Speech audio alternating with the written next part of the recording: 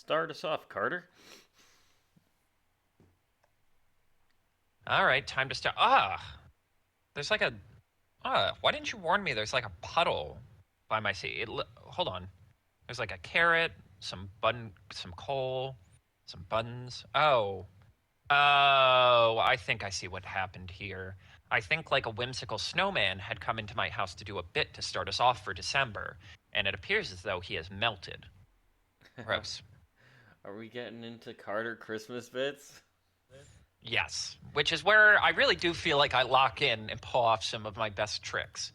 Um, which is more than I can say for this poor snowman who is now just he's soaking into the carpet. Oh God. Um, well, first off, it is don't sleep on football. Carter here.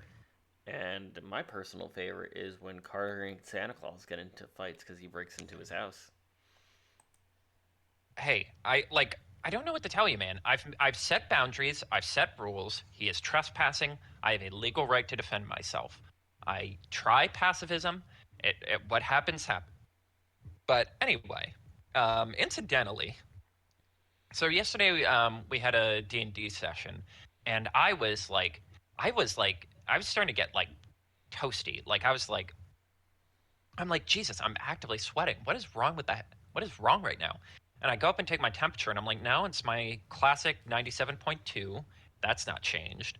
And like, then I start going up and down the stairs, and I'm like, no, there is a complete temperature gradient change. Like, I feel normal up here. Down here, It's it fucking literally hot. feels like I'm in like a greenhouse. And I didn't realize what had happened until right when I just had lunch. I suddenly feel like a really cold breeze, and it dawned on me I left the fucking windows open the entire night. So, like, when I'm Oh, eating so in the there, heater I is like to. just compensating. Yes, because, yeah, where I eat, there are two big windows that I like to have open because I share this space and I like to have free flowing air. And what I do is I keep them open because, again, it keeps, like, it allows the air to effectively recycle itself. But it's right, like, breeze distance away from my thermometer.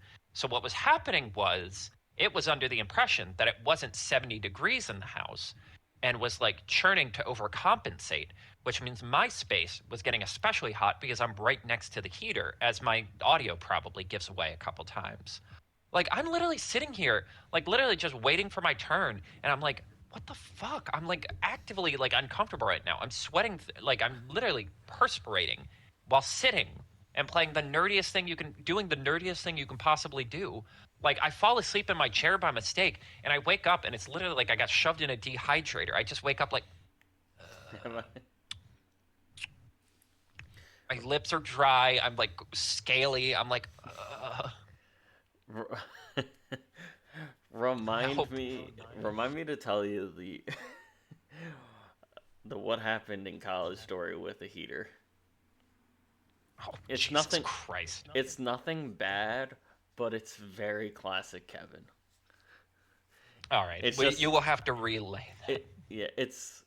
It'll be relayed when I tell you afterwards. It's just one of those stories it'll take a little bit of time that we don't have because we're Yes, recording. because, yes, we are recording week 14, the home stretch, the final quarter of the NFL season. An interesting week of football, our first full month in December. A Honestly, a week that actually did set the tone. It feels like for me, it punched several teams' tickets where I'm like, this team is for real. This team is going to be in serious consideration. And then for others, truly, like, it's Jover. Yeah. Like, um, or what was the meme? Someone did a meme recently where I think it was because Zootopia came out, and they're like, what if I say pack, is it over? And I just draw a bunch of Oh wolves. my Like, god. pack, are we cooked? And I something about that hate wording makes that. it really funny. What? It's funny, pack, are we cooked? It's Someone did that with ants. Hi, we're cooked, and it's like the queen ant, and everyone's like, ah, well, ants are a come colony, on, not a hive. But no, damn it. pack are we cooked is so cringe. I That's need. something Russell Wilson would say I know, but it's what did we think of if he pivots Broncos to country basketball and left joins the right at first? Timberwolves. Uh, Yeah, I but mean, we never I th- fell for that, I but personally like if it if we're gaming one night, absolutely bring that up. Just Oh yeah. because it would No, be. I will. It'll be one of my like. I just keep quoting that. Like when Yeah. I was on that phase where I kept going, "You got a fast car." It'll be one of those where I just Yeah. can't. I literally can't help myself. I'm like, at least I'm channeling my impulse control into stupid shit like this and not like gambling or drugs. Like it's Yeah. much better for my body, that's It's for all sure. about the bits, Um, baby. it's all, it's not about the money, Spider-Man. It's about the bits. Let's go do a funny thing. Say a funny thing. Um, anyway, should we get to the highlights? Yeah, let's dive right into this fun week. He says as I scrolled way too far down. First off, number 2 win Tennessee. Tennessee. Two for Yes, Tennessee. Maybe their only win for the rest of the season, but yes. goddamn, was it a fun one actually? It was actually a really good, like, pretty good game. Cam Ward versus Shador, Mr. Number One versus allegedly should be Mr. Number One. Yes. Um, it was it was a lot of fun. This was one of those games where it's just like they actually like both teams were on such a similar caliber that it's like Hmm. watching them play each other is actually kind of fun. But if you put them up against almost any other team, it's going to be terrible to watch. Right. Like, well, honestly, that it's so funny. You really, again, a part of why we don't have regulation is because it is kind of fun to have like the bad teams play at the end of the year and kind of get a sense of like what the actual tiers are. Because the Browns, Shador actually got his first win last week, which we forgot to mention against the Oh yeah, Las Vegas Raiders, and he played fine. But I do think it's so interesting that these two teams, who do have some bright spots, again, the Cleveland defense is doing some pretty incredible stuff, and Cam Ward has showed enough, and the Titans defense is good enough that like they're clearly a tier above the Raiders, who got absolutely mollywopped last week. But together, they actually did put on a really good back and forth. I actually do come out of this game thinking both quarterbacks actually did kind of like showed me enough to believe in both of them, just in very different context. yeah, Cam Ward didn't have the most flashy stats, but he did score 2 touchdowns and kind of had the play of the game where he's about to get sacked, kind of just I don't even Big Brother's the poor guy blitzer trying to tackle him and manages to throw the ball out of bounds. Full on like a grown man should not be able to do that to another professional athlete, but yet here we are. Meanwhile, Shador kind of put up a crazy stat line. 364 passing yards, 3 touchdowns, and also he led the team in rushing with 20. Oh my God, I thought it was a little better than that. yeah.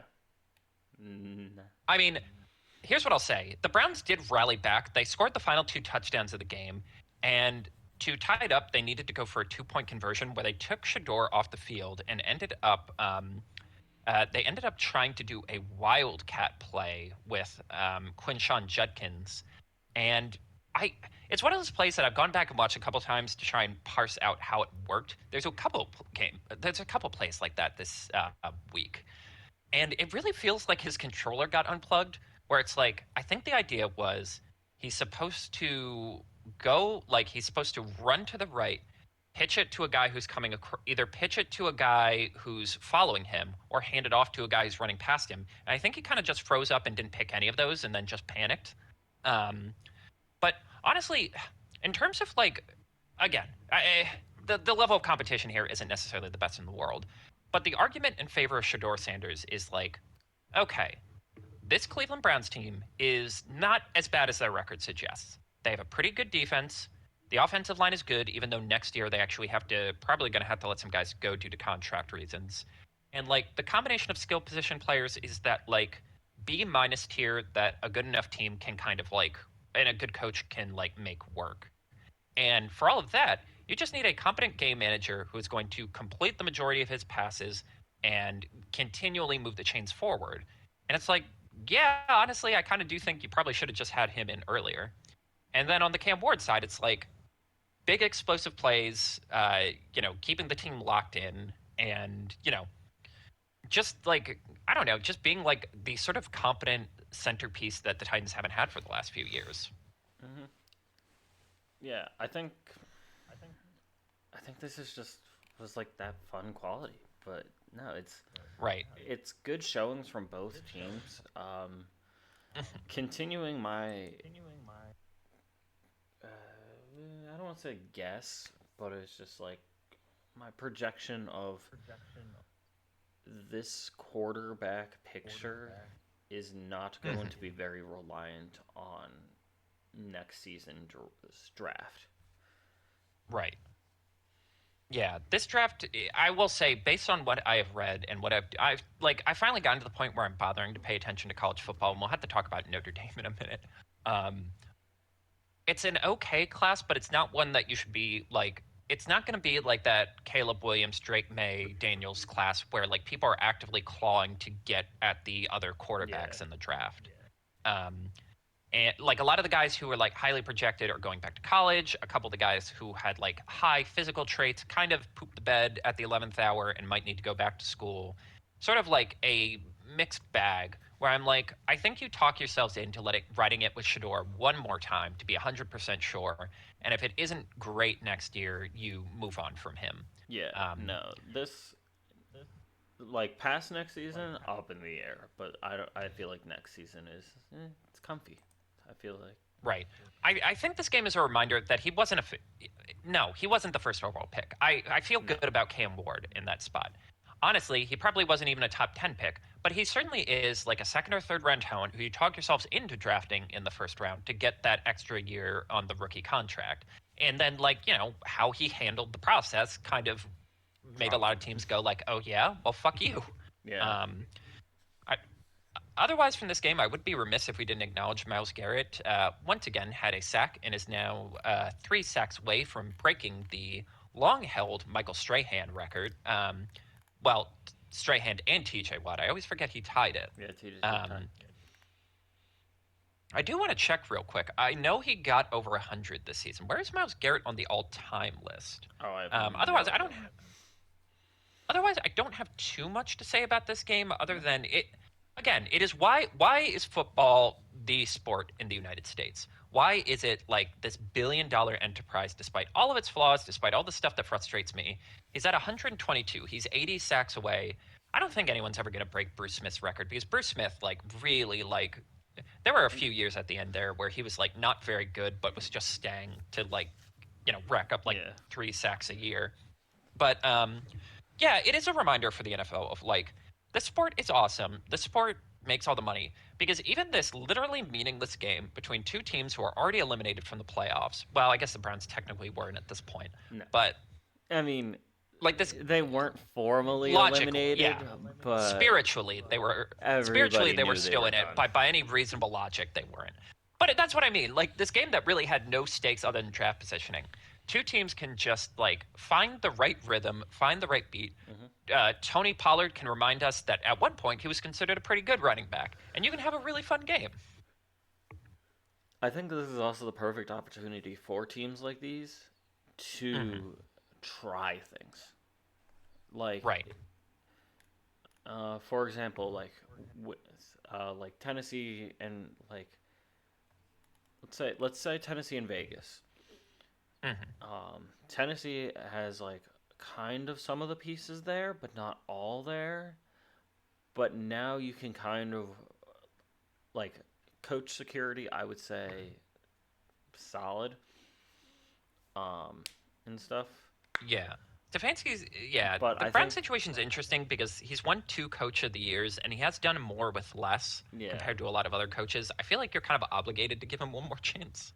yeah, but like he's got this like there's a little bit of like this like room where it's like, all right, we're like no one's in any danger of losing spots. No one's in any danger of this that like we're all pretty comfy here. We don't have any crazy contract deals happening at this moment.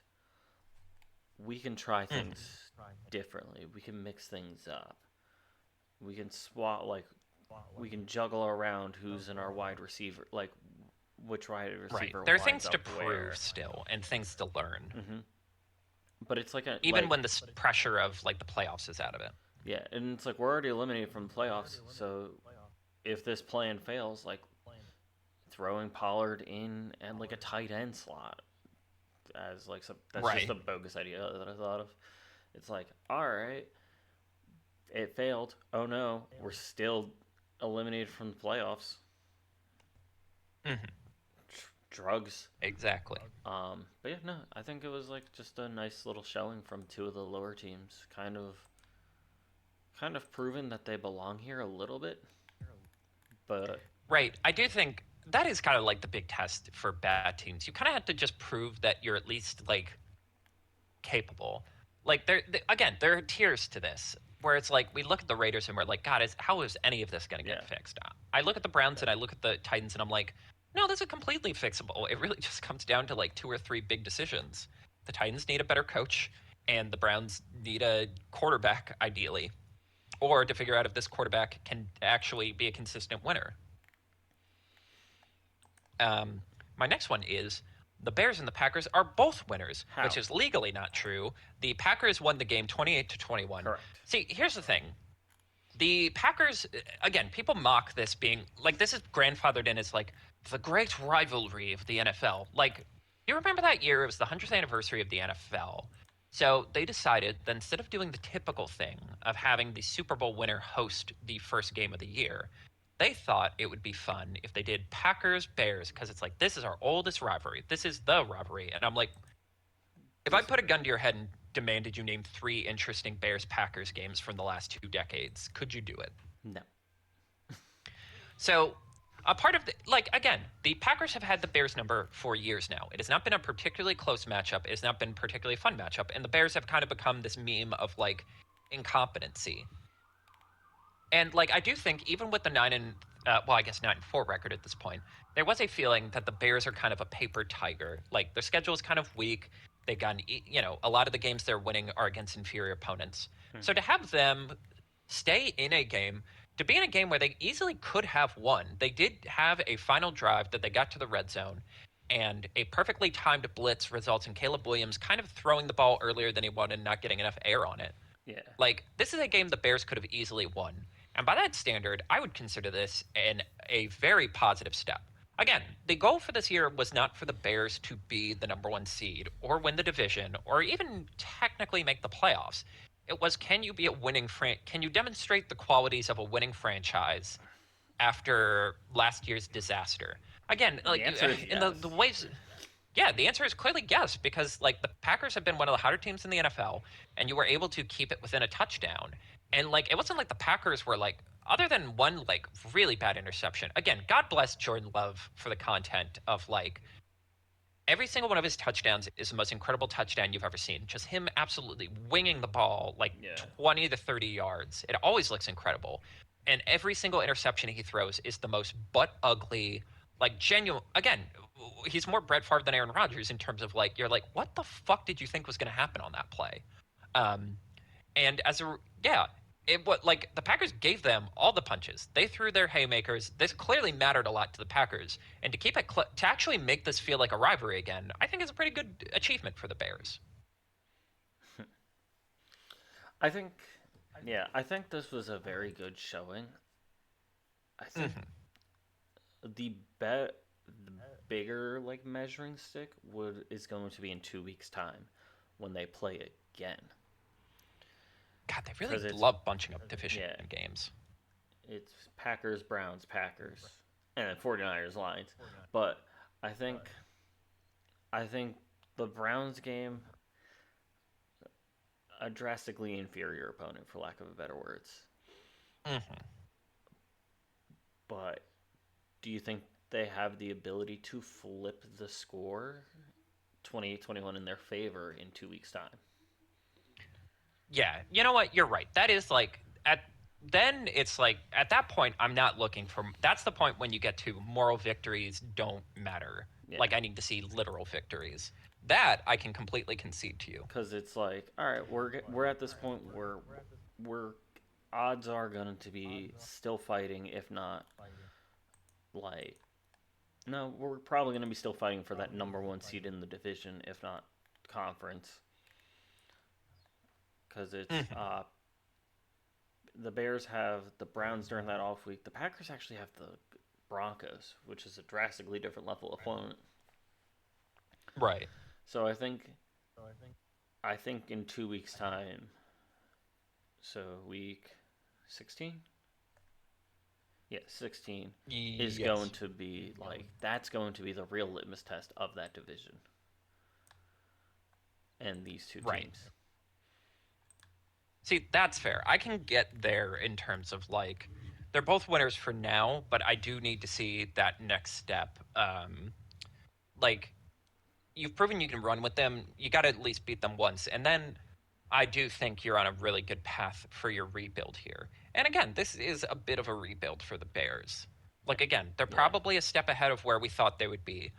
But because Ben Johnson was so hyped and because Caleb Williams was so hyped, you kind of it feels like they're on a you want to see them get further. Now here's the thing. It's Hey, clobbering time. yes, punch.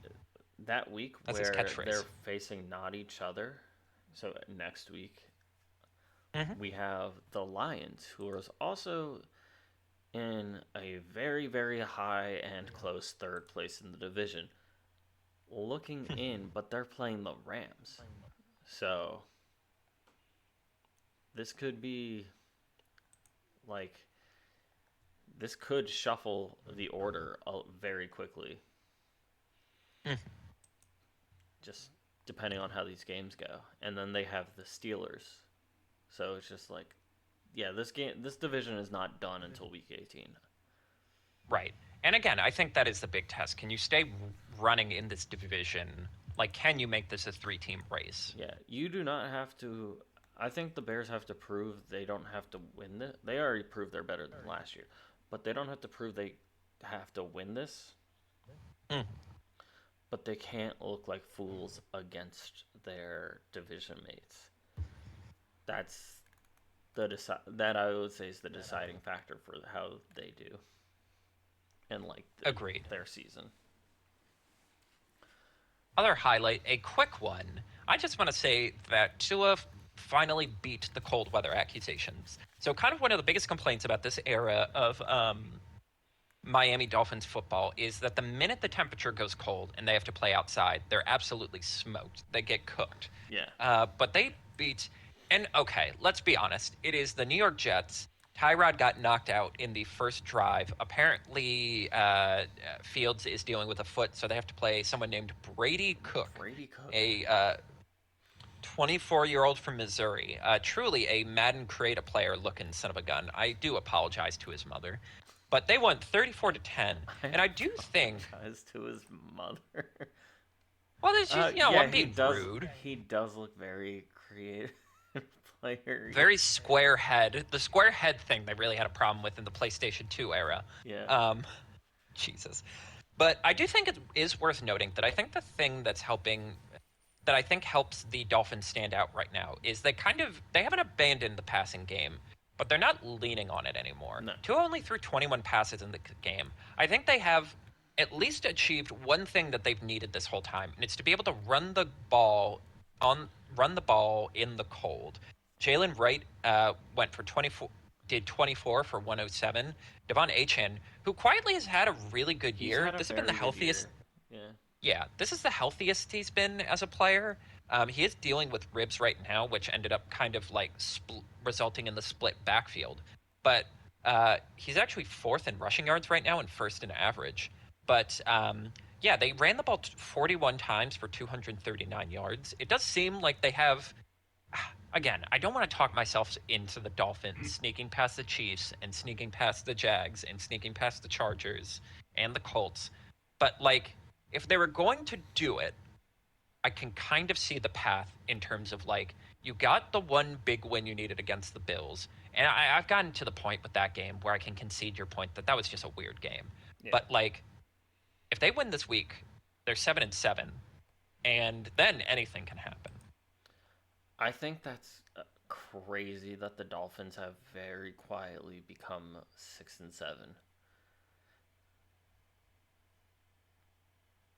I like that we both paused there to just be like, neither of us are saying it. Yeah.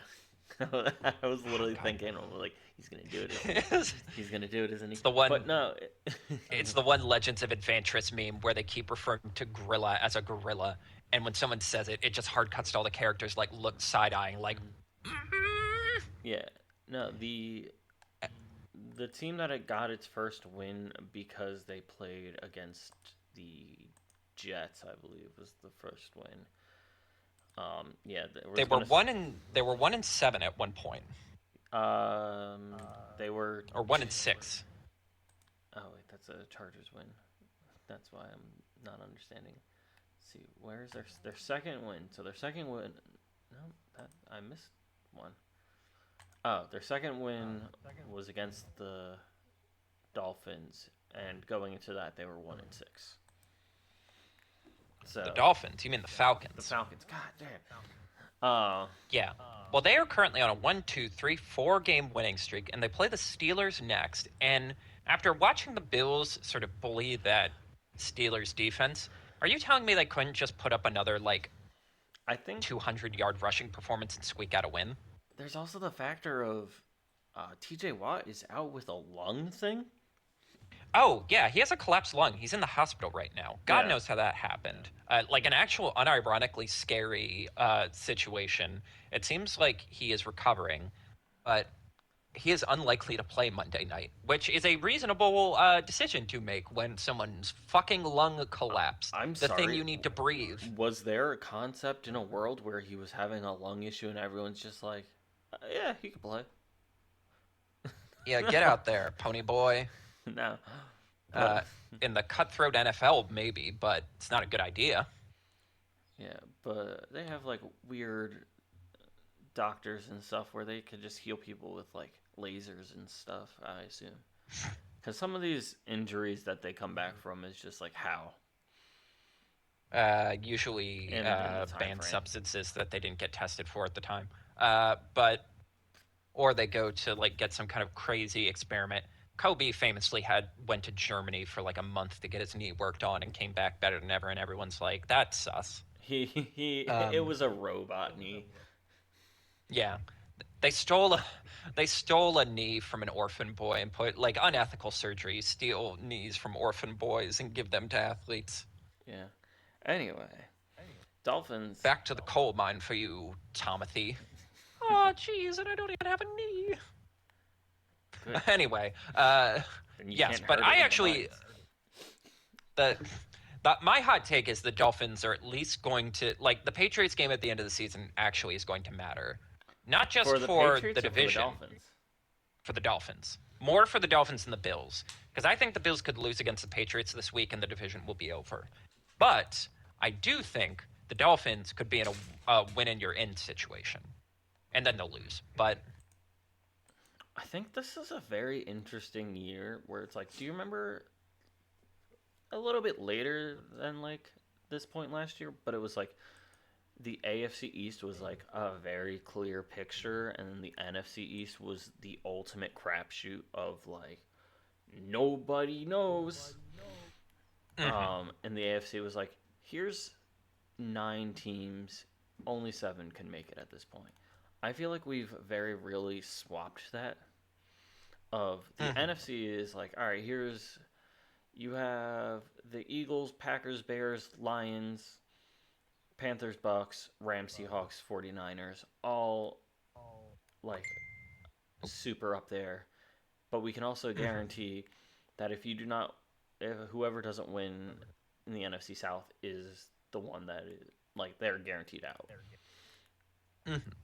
But like everyone's like kind of jockeying for exact placements, but it's like that playoff picture is pretty clear. Those the closest of them that isn't in the hunt, like isn't relevant, that are like still like on the bubble of being in the hunt. It's like Cowboys, the loser of the NFC South, and they are a, a couple of wins behind. It's not like we need one lucky win versus their like a lucky for us loss. It's like no, we need a couple.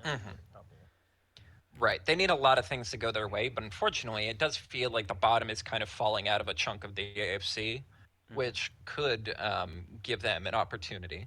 Yeah, everything is a lot closer and a lot tighter knit in the AFC, which is I feel like a fun little change. Oh, yeah. Shall we hit the don't sleep on games? Yep, I went for You? This is went the for the week big I one. picked for. I picked Buffalo, Buffalo versus Yes. Cincinnati. Um, The game of the year! there he is. At this time, centralized exclusively in Orchard Park, New York. We got Um, Joe Burrow back in his typical fashion, 4 touchdowns, 2 interceptions. Josh Allen, 3 touchdowns with big boy Josh Allen energy. Playing down to the final minutes. Also, snow game. yes, this was absolute. There's a lot to unpack from this game, but we'll try to keep it brisk because, anti-Homer accusations. But yes, it was one of those games where it was snowing the entire time. Like they kept having to come onto the field to clear it out. And when you have in spite of that, two quarterbacks absolutely slinging it in the snow, damn near perfect football from both of them until an awfully timed interception by Joe Burrow. And I think it's when you get to Josh Allen sprinting full speed in deep snow across the field for the longest the longest touchdown run of his career, regular season anyway. Mm-hmm. And I'm just kind of like, how can you not be romantic about this sport? Like, look, this is magical. Yeah. Like, the Bengals in all white, the Bills, like one of their last games in the stadium, they just announced they're doing a Bud Light tie-in that they're going to make beer out of Orchard Park snow. That's fun. Um, I can kind of get behind that. yes, but yes, a true back and forth and a very chaotic game too. The Bills had a clear Are they in a touchdown to dome? start the game. Are they going inside in the new stadium? No, someone fortunately talked them out of that. Oh, It's thank like God. one of those it's one of the compared to this stadium, there is like the awning around it, but the center is open, so there will still be snow on the I was field. gonna say, I feel like a Buffalo snow game is the like one of the most classic football scenarios, regardless of Yes. what era of the Bills. It's like Hmm. it snows heavy here. Some of these December games are going to be absolute blizzards in the best way. Because even the bad times, there was that iconic Colts Bills game where you couldn't see the markings, and Shady ran for about 200 yards and Mm-hmm. called game on like a 30-yard touchdown run where I wasn't even 100% sure he was in the end zone. That's how much snow there was. Yeah. And yeah, this game was truly because a lot of Bills, like there is a subset of Bills fans who are like, if we have Josh Allen, we should play in a dome. We'd be so much better if we were in a dome. And deep down, the NFL kind of feels that way because I don't know if you remember, but when the famous Bills Cincinnati game from this era where Damar Hamlin went down, Yes. they decided that what they would do for Bills Chiefs if that was the AFC title game, because like they didn't have equal records, because the Bills had one less game, they would play it at a neutral location.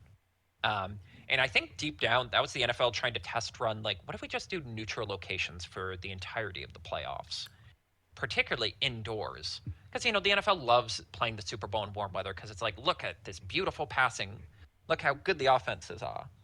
But like, yeah, this is a big middle finger to all of that because like this game was so much fun. Like it truly was. Like I don't agree with a lot of the assessments where it's like this is the Bills' year because they have to. Like the idea of like, well, if the other quarterbacks are out, Josh Allen has to win it. And it's like the problem has never been the quarterbacks. The problem has been the Bills have just been less talented than these other three teams. And I think this is like the weakest of the Bills teams. But then you watch this game and you're like, on any given Sunday, Josh Allen can kind of just enter a flow state where he is the best football player on the planet and like just make magic. The touchdown throw he has to Khalil Shakir, I've watched it maybe 50 times, and I still don't understand how he pulled it off. I genuinely do not understand how he wrapped the ball around he curved the bullet, and somehow Shakir was able to grab it off like his back foot. The fourth down touchdown pass to Jackson Hawes wasn't the sexiest, but it looked great. He called that was the game basically came down to a 3rd and 15. If the Bills punt it, the Bengals are probably gonna tie it up or take the lead. Josh Allen just calls game, runs, and there was like no doubt about it. He was just like he gets hit before he gets to the line, and you're like, he's not going down. Truly a remarkable game. And one of the coolest interceptions I've ever seen.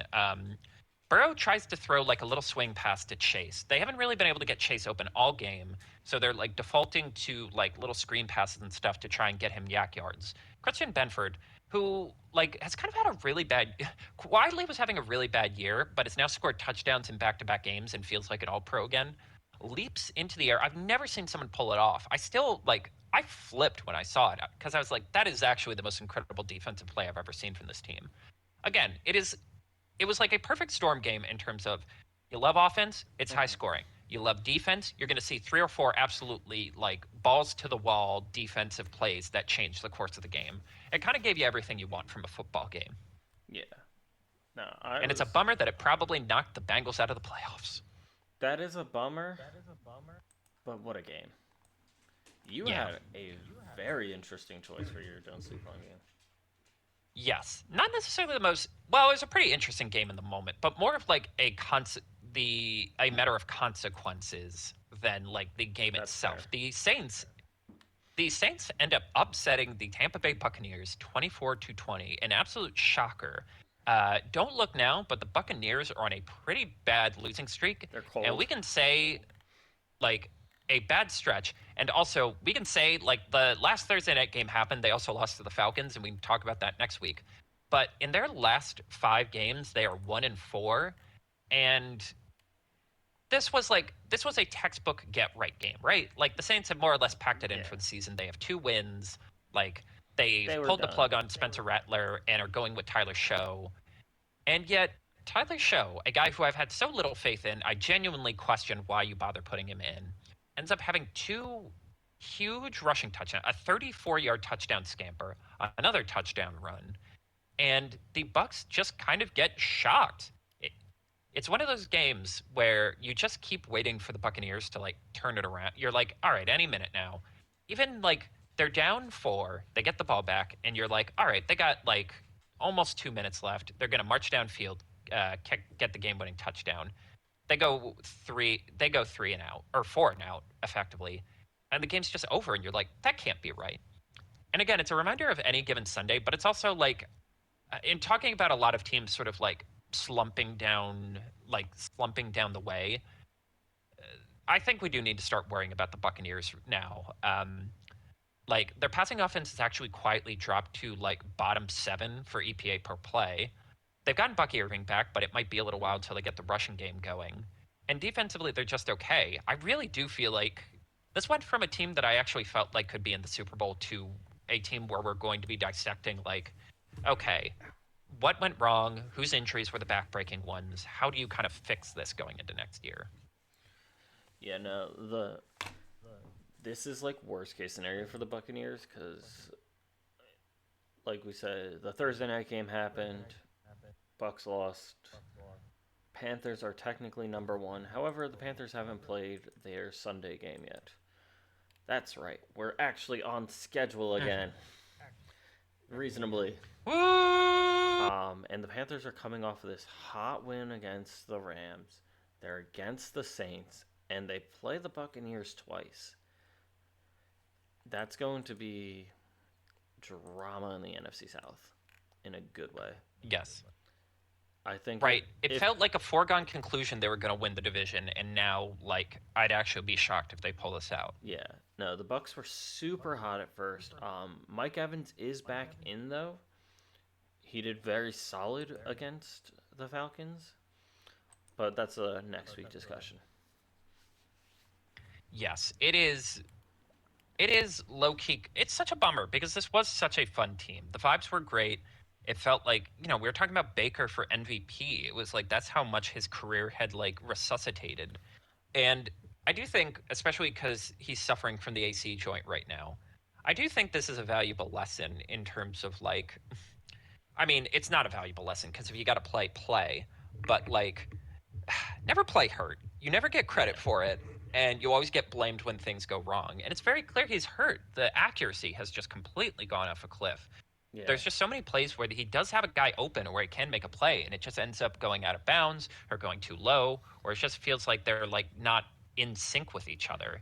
It is so frustrating to see because again, you see glimpses of the team we had in September, but now they're just too battered and beaten up, and they've run out of road. Yeah, I think the injuries, especially to like Mike Evans being gone for so long, he needs to get like 800 yards each in the rest of the games to have like He's a going to have a 1,000-yard 200 season. yard game, and we're going to have a discussion if it's going to happen. God, I hope he does because he's on my fantasy team. Ideally next week, or if not next week, this week. No, he already played I this just week. want it to be a question going into the last week. That would also be fun. I think that would be really fun. Yeah. But yeah, like I think they've been too injured and too lacking for too long. That like if they because it's like all right, we have like minor injuries with like Bucky and Baker when Godwin and Evans were at like first out. So it's like all right, like I could play through this. And also Cotton was out or Cade Otton, but I call him Cotton. He was out for this last game, and he's a very strong tight end. So it's just like they're slowly just falling apart, and instead of taking the time earlier in the season to be like, we need to take like a 3 game rest period, but these are against absolute juggernaut teams that they won. Right. You don't have the a lot luxury of to them rest have, anymore. That it's just like because it's so late, you can't rest your starters if you don't want to guarantee because you can't guarantee a playoff picture. And your starters are all like hanging on by threads that it's like do I want to just stop? But no, we've come too far. We started off so stupidly dominant. We were like the guys Right. for a bunch Right. of weeks. It's weirdly the same problem with the Chargers, where it's like we were like a top seed at one point. We kind of need to care. Like we can't just declare this a lost season and just throw in the towel. Like we're in too Yeah. deep. Mathematically, we're still in a wild card spot. Yeah, it's a tough scene, and like honestly, credit to the Saints for at least being competitive this year. Again, for Kellen Moore, this is a good this is a job securer in terms of like how they've done recently. Yeah, they've done delightfully well. Where it's like sure, not a great record of technically now 3-10, but it's a fun way.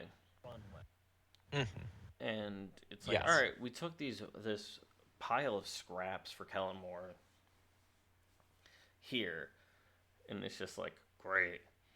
But I think they're gonna spend. It's gonna be like a questionably long time with Kellen Moore. I feel like he's. I'm not saying like he's got the most secure job, but it's like I think they understand this is going to be a year or two. I think they understand it's going to be a year or two, and I think they're going to also take this time to get right with like all their like debts that they have and stuff like that. And like with the coaching regime change, a very distinct quarterback change because the Derek Carr era is firmly over, even more so now. And it's like, all right, we're gonna get rid of Shaheed. Kamara is kind of on his way out. It's like we are truly in this like hatching moment of a rebuild. Right. Yeah, I think it is like, and I do think that's going to be the thing that helps everyone out. The understanding of like, this is a full, out of all the teams in the NFL, this is probably one of the fuller rebuilds in terms of like completely redefining what it means to be a New Orleans Saint. Completely overhauled. Exactly, and I do think that will grant them some level of grace going forward. Yeah, I think we'll see. I think we will. We should still theoretically see them on the bottom of like the rankings, early draft picks for the next 2 to 3 years after this. I would say, but they have a lot to like overdo. It's not gonna be. They don't. It's not like we need to draft a C.J. Stroud for the playoff picture situation. Right. They are not a C.J. Stroud and Will Anderson away Jr., from competing. There's a little more work to be done. Absolutely. Yeah. Shall we move on to our lowlights? Sure. Newest member of the Goose Egg Club. How many do we have at this point? I don't remember off the top of my head, and as I wrote this note, I thought I should look into it, and didn't. Washington Commanders. Big old Yes, goose egg to 9 himself. yeah, I gotta say, and like, uh, Daniels ended up getting hurt again in this game. He ended up That was re-agitating stupid. the elbow. Yeah, it really does. Like, I know we had the whole discussion about like if you can play, you got to play. That's how the NFL works. But like, it really does underline when you get beaten by a team whose quarterback has become a meme for mediocrity. You really just have to pause, reflect, accept the season's over, and like start pulling the plug in some places because that is a rough scene. This was a non-competitive football game. Yeah, no, it was an absolute slaughtering. Like I do want to. this is a What game is you it? could have slept through, unless if you were a Vikings fan and losing faith in JJ McCarthy. Like, honestly, I don't even know how I'd feel if I was a Vikings fan because I was so ready to move on. And it's like he does this, and it's like this is the kind of game that might not mean anything, but gets used as like a let's give him one more chance sort of thing. But yeah, brutal scene for the Commanders. Even more brutal scene for the Colts. Unfortunately, Jones gets smushed by a boulder. So I guess the idea I was going for there is in Indiana Jones in the first movie. What if he got crushed by the boulder? That's kind of what's happened to the Colts' Yeah. chances this year, I'm afraid. While playing against the Jacksonville Jaguars for important playoff seeding, Daniel Jones goes out. It is confirmed he has a torn Achilles um, because and because Anthony Richardson is still out. They had to go to Riley Leonard, Notre Dame rookie, who also hurt himself in this game. They lose 36-19. Just it really was crazy how quickly the air deflated from the room in that game, where it's like, oh, they have no chance to win now. Like it was at least like they were down 21-10 halfway through the second quarter, but at least you could talk yourself into like if Daniel Jones is in, could we rally, get a couple touchdowns? The game was just over. And now the Yeah. Colts are in a fascinating place of we don't have first round draft picks for 2 years. Yep. The money is spent. We're kind of where we are. We're gonna do the funniest possible option. Yes, I will skip ahead to notable notes for a second. Release the P River. They brought in Philip Rivers. What an Ooh. insane tactic. And I am here for it. Do And I by think all accounts, he is playing this week. that's awesome? Do I think he is going to be the game changer to keep them in the No. playoff picture? No. But, like, damn, how could you not be excited to be a Colts fan and just feeling like, all right, we're like, our season's screwed because here's their 4 remaining games: Seahawks, Yeah, it's 49ers, Jaguars, Texans. That is not a pretty picture for it's a actually kind of lot of teams. irresponsible. They're sending him out here for this. Yeah, but I think it's Um, it's the right amount of silly where it's just like, you know what, we're at least gonna have fun with this. People are gonna buy like fresh Colts Philip River jerseys. It's it's gonna be that right amount of silly that at least keeps the fans happy. yeah, I would be so apoplectic if I was a Colts fan. Truly amazing. And he says he's been talking to Steichen and keeping up with the team. I just want to remind you. So he is currently a semifinalist for the Hall of Fame. If he plays a game, it has been decided that the clock resets.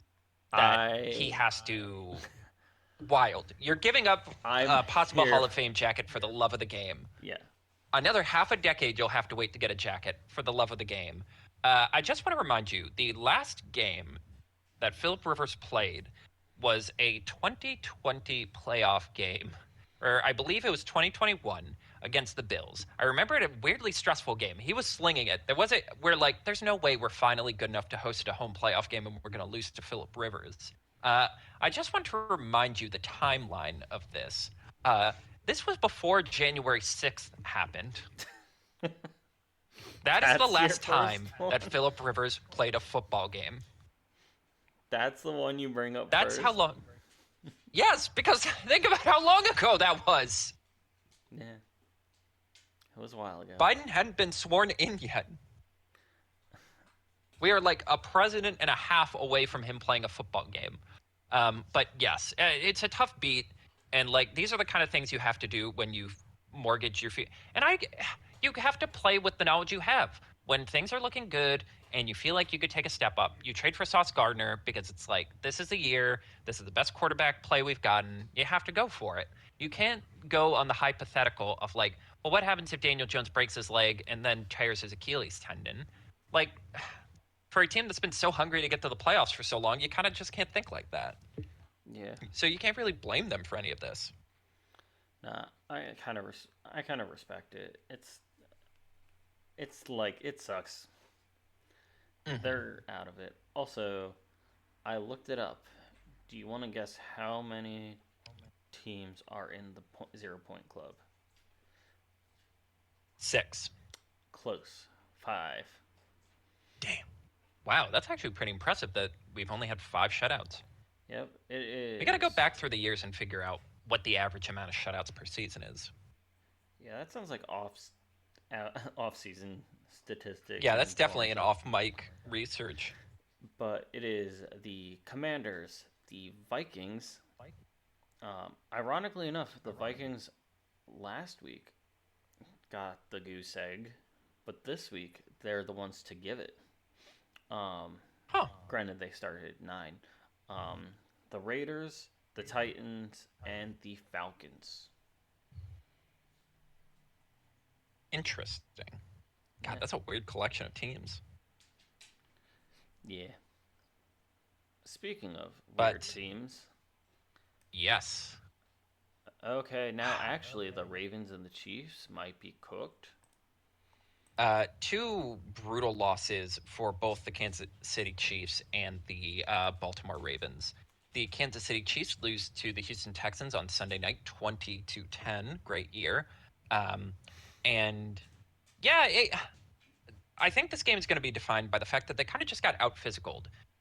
Early in the game, Rashid Rice got absolutely flattened on a safety hit, and that kind of felt like it dictated the tone. There were 3 or 4 times where like Chiefs players were bobbling the ball, particularly a game-deciding interception where Travis Kelsey bungled the ball into the air, and it's like, yeah, that's how this defense plays. They psych you out just by beating you up. Mm-hmm. Um, Now the Kansas City Chiefs are 6-7. Probably it's got to be one of the first times Patrick Mahomes has had a This is losing his. record outside of like the first month. This is his worst season to date. The most amount of losses. That's that's insane. Meanwhile, the Baltimore Ravens somehow lose to the Pittsburgh Steelers, 27-22. I want to give the Ravens a little more grace because there was a lot of This was one of the worst This officiated games I've ever seen. this was very rough officiating. Like I know I've had a lot of complaints about like Eagles officiating and stuff like, but man, does this one take the top? Considering Isaiah Likely absolutely had a touchdown and then declared he didn't make enough of a football move, I just like he's in the end zone. He's not going to move. I Yeah. just think so. I'm willing to give the Ravens a little more grace, but at the same time, the Steelers were actively booing their team last Oh, they week, were and you let them so score upset. 27 points. It really does feel like we are looking at a scenario where 2 6-7 teams, 2 of the more talented teams in the NFL, just aren't going to make the playoffs because they screwed around. They had bad injury luck, and like yeah, when the margins were tight, they kind of choked a little bit, frankly. Yeah. Other. I will say though, feels good to be the guy that predicted juggernauts would fall before the season started. I feel very vindicated. Yes, you are you like because now pundits are talking about that. You're ahead of the curve. I am the guy, NFL. Put me in. Put you in, coach. Give Um, give me a Rich Eisen esque show. Like somewhere between Rich Eisen and Pat McAfee. You could be one of the guys at the other desk with all their fun trinkets. yeah, I can be AJ Hawk and just stare at a wall. Yeah, yeah. Just No thoughts. the fucking digital insert of him. Anyway, Just yeah, smoke a cigar but anyway. casually. Oh God, I oh God, I would kill for a cigar. But Yes. Honestly, it's going to be weird, and I do think this is going to cause a lot of pausing, and reflecting on how teams are built and sort of like organizational sort of. I don't know. Like a lot of people are going to litigate like quarterback contracts, and it really Yeah. is. I do think it's going to be a big thing where like agents and like management are going to be in a stare down of like, you know, the market says my guy should get this much. I want this much, and management's going to be like, all right, are either of them in the playoffs? No. Huh. Exact. Crazy. I think we're in for a very interesting offseason if things don't turn around. I think there's Um, that. I think it's also like I love also like the hatred of like people are like calling for Andy Reid's job, and it's like he brought that's insane. this team like 5 Super Bowls or whatever, like every Mahomes era Super Bowl. I think Yeah, I think that's insane, he's frankly. got But job security for years. mhm. But Right, I think it because I don't know because I at least feel like there's an opportunity to fix things from this. oh, I think it would absolutely. be really throwing the baby out with the bathwater to just be like, this is hopeless. We need to change it up. Yeah, no. Both teams have very good opportunities to make a come around.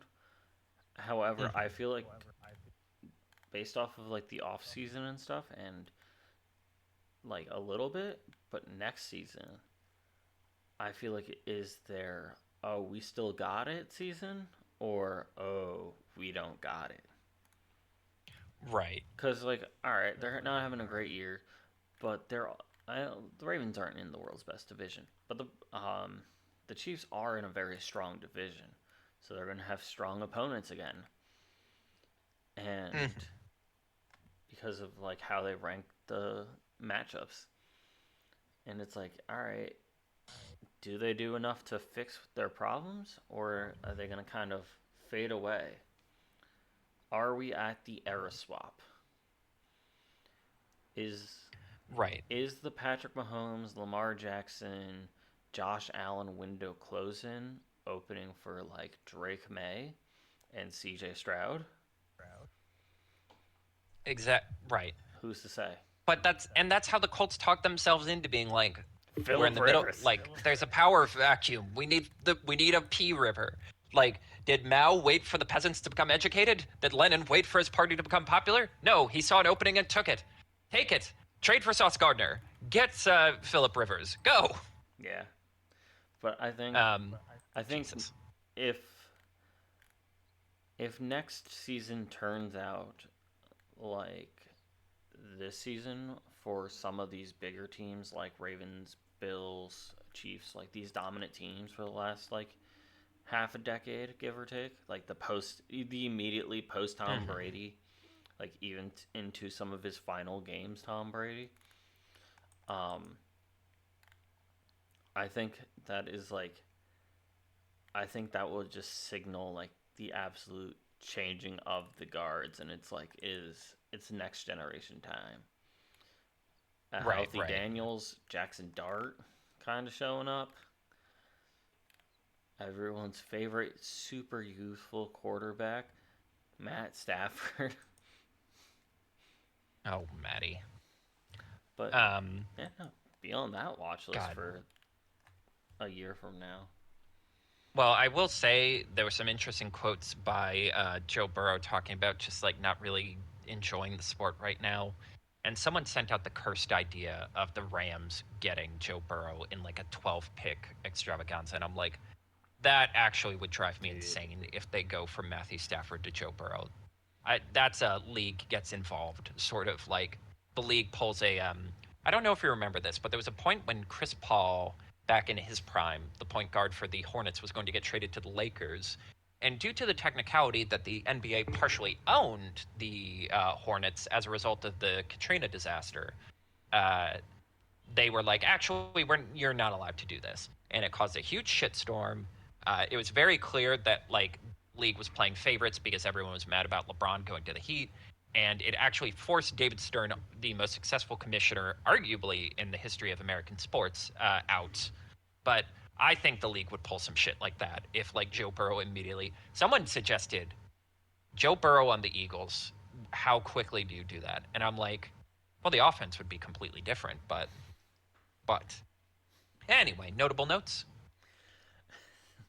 Are you Nah, processing the idea of a Joe Burrow-led Eagles I team?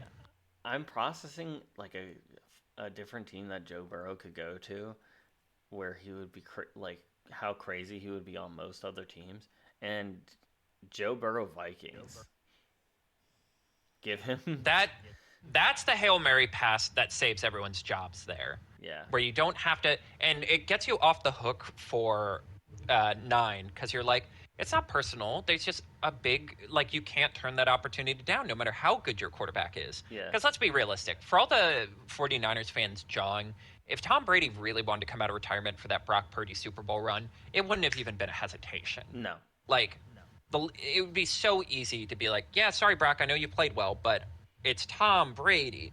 That's how yeah, you would. It basically lets everyone off the hook for everything. yeah, no. Joe Burrow's just so good at throwing it, and him going to Justin Jefferson, Jordan Addison, Hmm. terrifying creature. Anyway, Right. notable notes. We have some new eliminations. A new round. We I love had, that we're getting 4 a week now. yeah, Very orderly. we're making cuts now. We have the New York Jets. No surprises on that one. I'm actually impressed it took this long. Honestly, that's the real thing. Speaking of, I'm impressed it took this long. Cleveland Browns. They had hope. Yes. Can't say they didn't have hope. The Titans were the ones that put the nail in the coffin for the Browns. The Dolphins were the ones that put the nail in the coffin for Cleveland. Next is the Atlanta Falcons, killed by the Seattle Seahawks. Honestly, Damn. they're like a plucky good team, but just situationally, I think they got screwed. And I put this a question mark here because I don't remember, like, they dropped so low in the rankings of the overall conference that I was just like, is this the one? No, it has to be. And it felt like it was possibly wrong, so I might have missed it last week. But the Washington Commanders putting up a goose Yes. egg against the Vikings, and they're like, yeah, our season's done.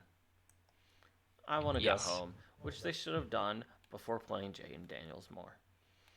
Again, they just need to thank God every day his knees are fine. Um, Yeah. but again, to play the game we did last time, who are you most optimistic about and who are you least optimistic about? Uh, I would. I'm gonna give my most optimism to Washington. I think they had a very I rough agree. season.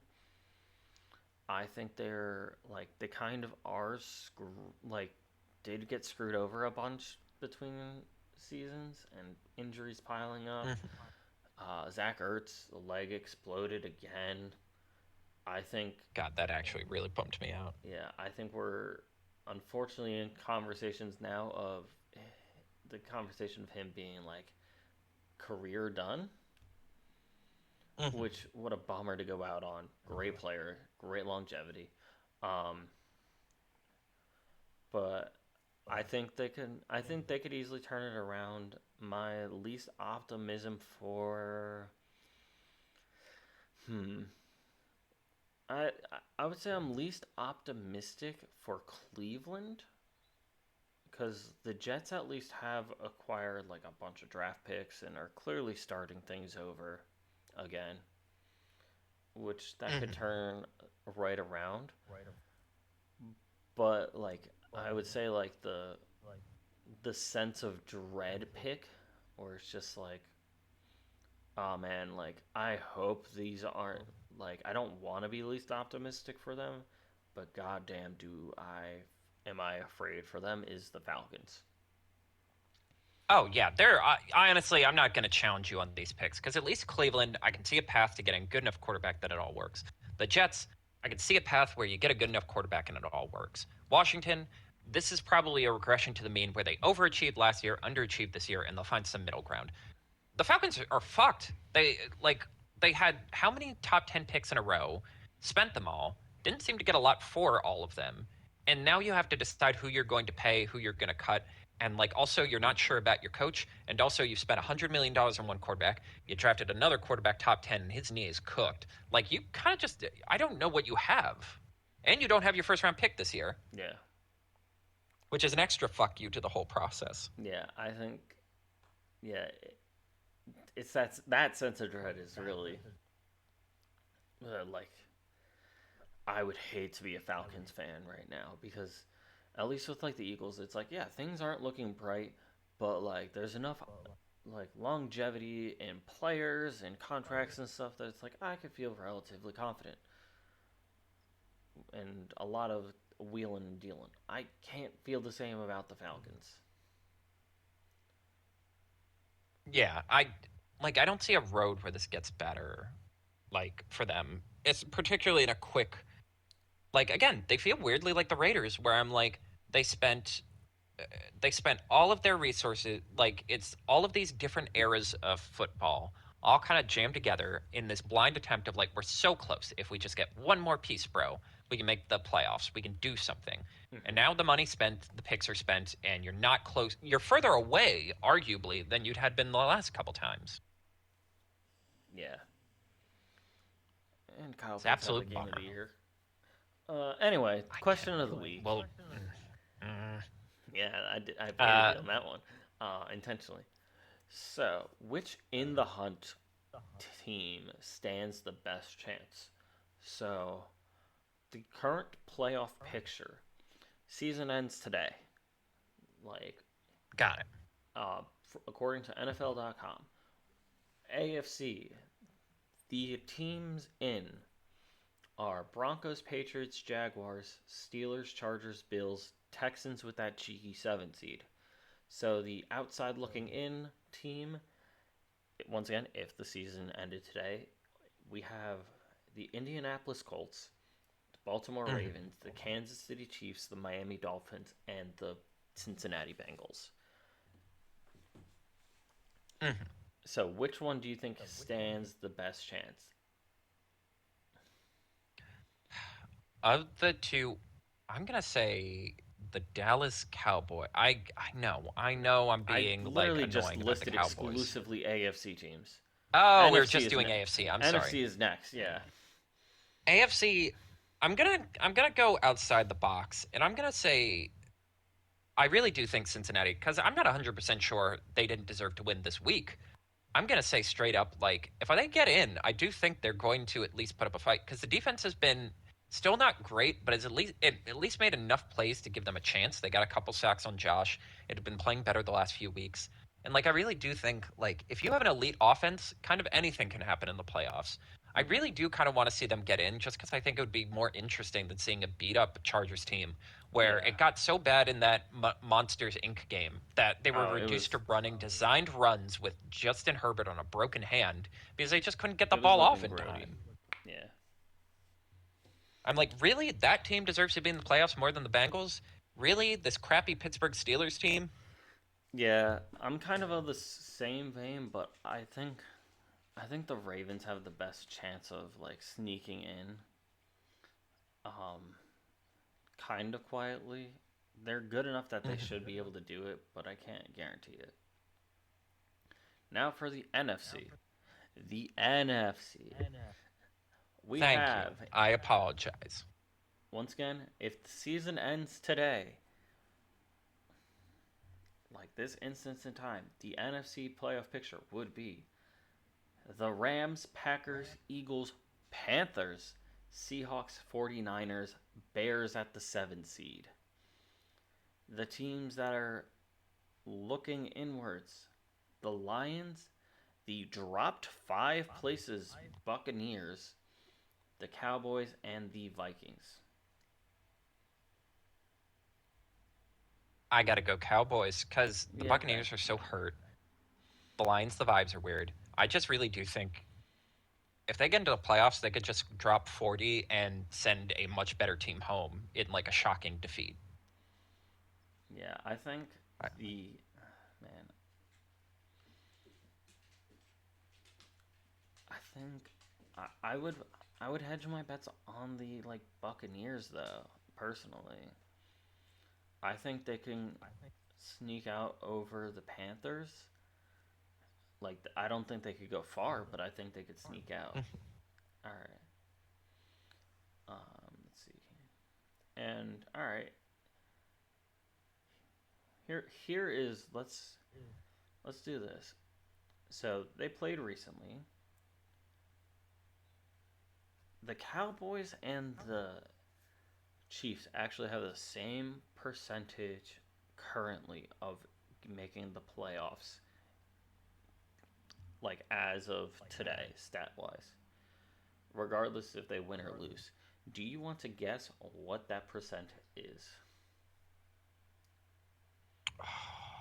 I'm gonna say somewhere in like the 20%. No. They are both at a 12% chance. So you're saying there's a chance? There is a chance. If they lose, they both have less than 1%. If they win, the Chiefs jump up to a whopping 18. The Cowboys jump up to 16. Interesting. Yeah.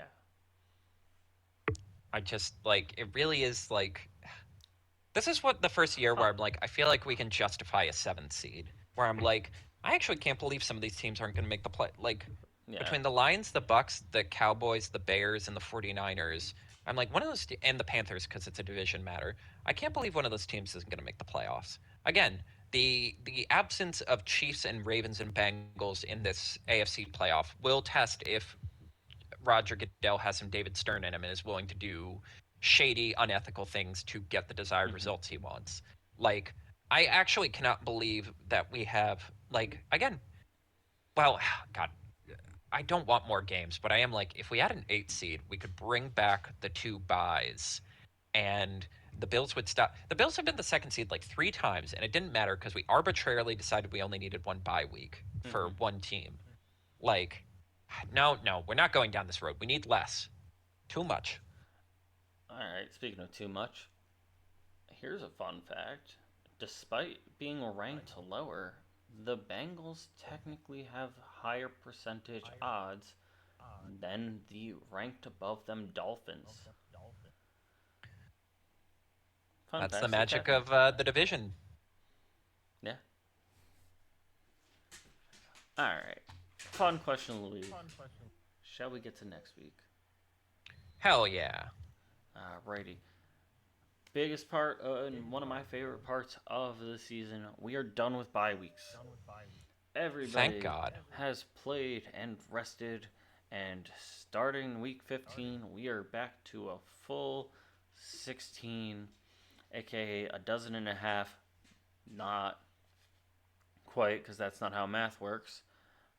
Games every single weekend for like 2 weeks, and then it goes into Christmas and gets a little weird, and New Year's is a little fuzzy-ish, but kind of a little bit back to the Yes. normal football scheduling where everyone No more. plays. Everyone's got to grind. It's the end of the season. A lot of people are in this hunt. The biggest game of the week. So I was looking at the schedule trying to pick one, and there is a couple that are like all over the place. And then I just kind of looked at it and I just went, this is the absolute hottest 4 o'clock time slot that could happen this late in the year. Um, Lay it on me. so like as we know, Falcons Buccaneers was Thursday night. Um, Hmm. a lot of fodder games and stuff at the 1 o'clock slot. Sunday night is Cowboys Vikings, which is weird. I thought that should have been delegated out by now, but whatever. Monday night, Yeah, there Steelers has to be a Dolphins. reason they didn't move that. Similar thing. It's because Cowboys are America's team. But this is Would they? this is the 4 o'clock slot. We have the Panthers Saints. We Fun have divisional game. the Lions Rams. Huge implications on the playoffs. Colts Seahawks. Unfortunately, not super healthy Colts, but It would have been more interesting 2 weeks ago, yeah. We but have still matters for the playoffs. we have Packers Broncos. And we have 2 of the hottest teams in the NFL. Titans and 49ers. That one kind of Uh, that one just happened. if they're gonna have a sneaky 3rd win, it's probably gonna be here. Yeah. So that is, That is a really good lineup. yeah, that's a very, very fun time slot. Another huge game that's living in the 1 o'clock slot. Bills Patriots. Yes, if the Patriots win, they do take the division, chain snatching from the Bills. If the Bills win, they would need the Patriots to lose one more game to either the Jets or the Dolphins. Yeah, Kind of one of the more consequential games of the week, and it kind of gets the slot all to itself, frankly. I have to assume that's going to be the majority of people's I think that's what's the word? like local one. Mm. Yeah, I mean, there's that. There's Chargers Chiefs, um, Bengals Ravens, also in that Mm. time slot. So that's gonna get passed around. Other notable, probably less worth watching. Um, Jaguars, Jets, Browns, Bears, in that Well, time slot. Cardinals, Titans, or Texans. have we learned nothing from these few weeks that, like, you know, we can always be pleasantly surprised? Speaking of pleasantly surprised, our don't sleep on games. I went with what I thought was going to be the biggest pleasantly surprising game, and an all out just bloodbath adjacent Commanders Giants. They have a combined total of 5 wins and 21 losses between the two of them.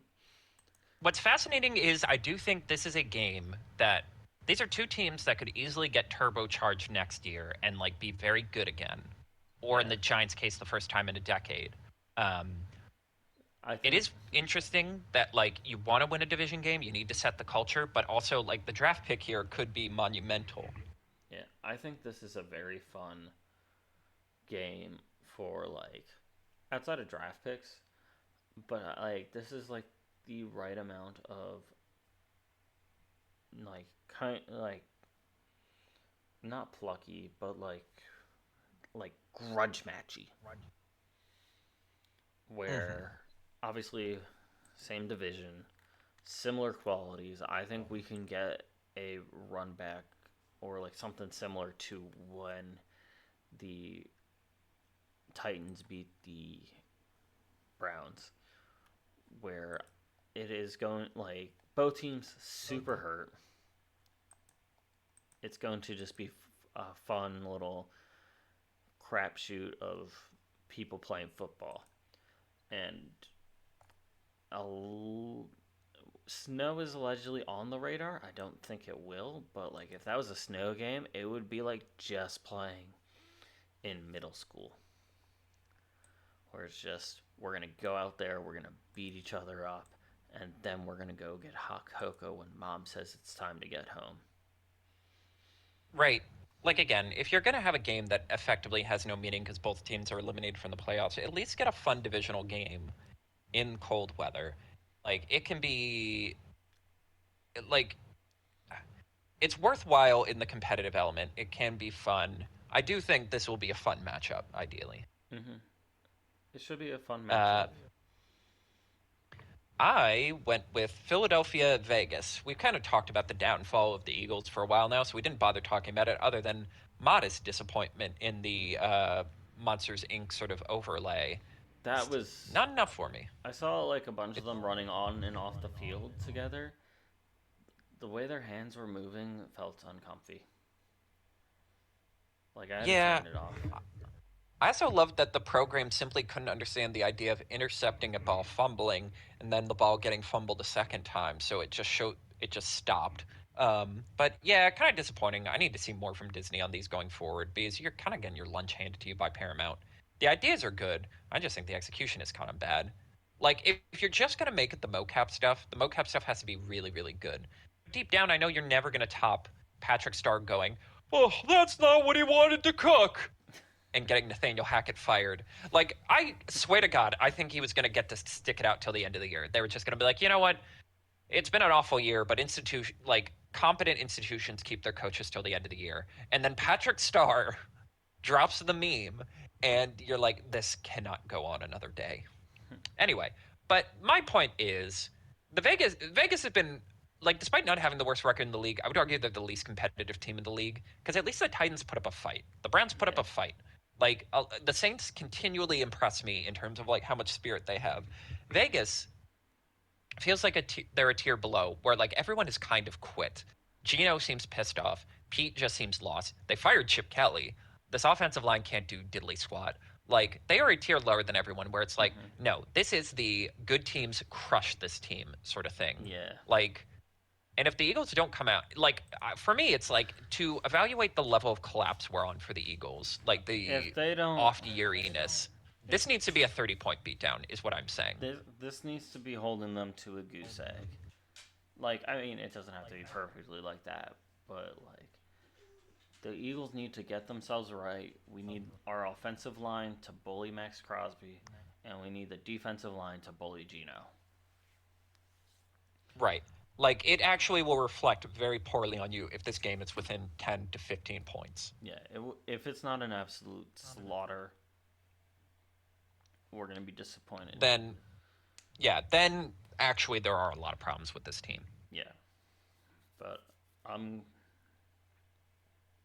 I'm thankful the Eagles' hiccups are now because the rest of their slate is Vegas, Commanders, Bills, which is a tougher team, but like at least they're a good team, and then Mm-hmm. Commanders.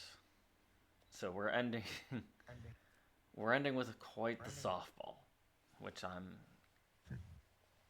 thrilled about because it's at least like, all right, we can borderline just bully our way through a couple of these wins to cement playoffs and then panic for the rest of the like panic round one of the playoffs when let's see the Eagles are technically